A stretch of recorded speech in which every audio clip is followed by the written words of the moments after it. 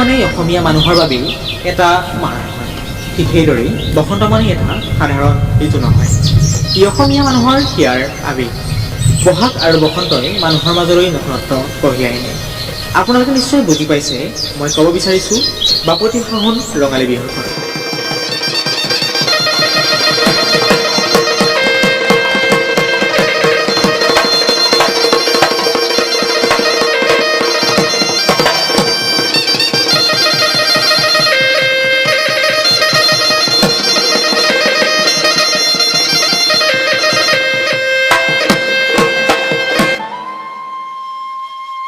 বৰ্তমান সেই বাপতিসাহোন ৰঙালী বিহুৰ জনপ্ৰিয়তা বা মাদকতা পূৰ্বৰ দৰে আছেনে?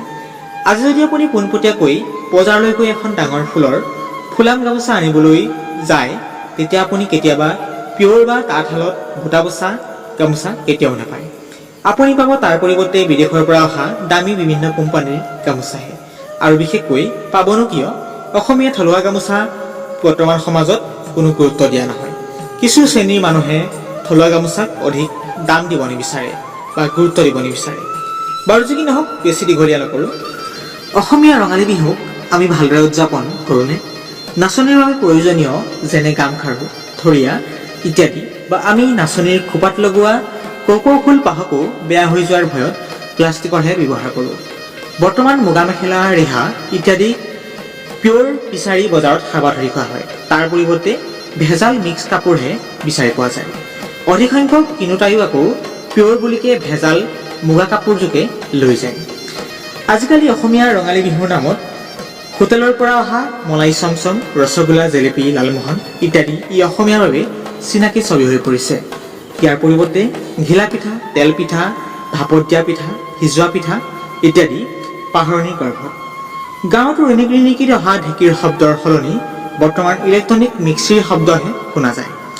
আজিকালি পিছে নাচনীও ঢোল পেপাৰ শব্দ শুনিলে নাচিবলৈ ইচ্ছা নকৰে।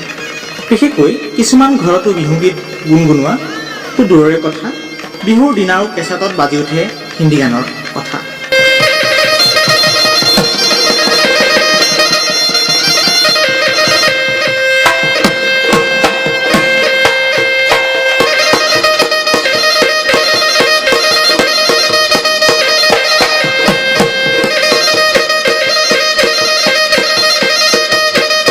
বাৰু যি কি নহওক, যদিও বৰ্তমান বাপতিসাহোন ৰঙালী বিহুৰ আগৰ পৰম্পৰা বা পূৰ্বৰ পৰম্পৰা পাহৰণিৰ গৰ্ভত, তথাপিও পুনৰ জীৱিত কৰা আমাৰ সকলোৰে দায়িত্ব আৰু কৰ্তব্য হোৱা উচিত। ধন্যবাদ। ভিডিঅ'টো ইমানেই আছিলে। ভিডিঅ'ৰ পৰা যদি অকণমান হ'লেও উপকৃত হৈছে বুলি ভাবিছে, নিশ্চয় ভিডিঅ' লাইক কৰিব। এনেকুৱা ধৰণৰ গুৰুত্বপূৰ্ণ তথ্য পাই থাকিবলৈ আমাৰ চেনেলটো ছাবস্ক্ৰাইব নকৰাকৈ নাথাকিব।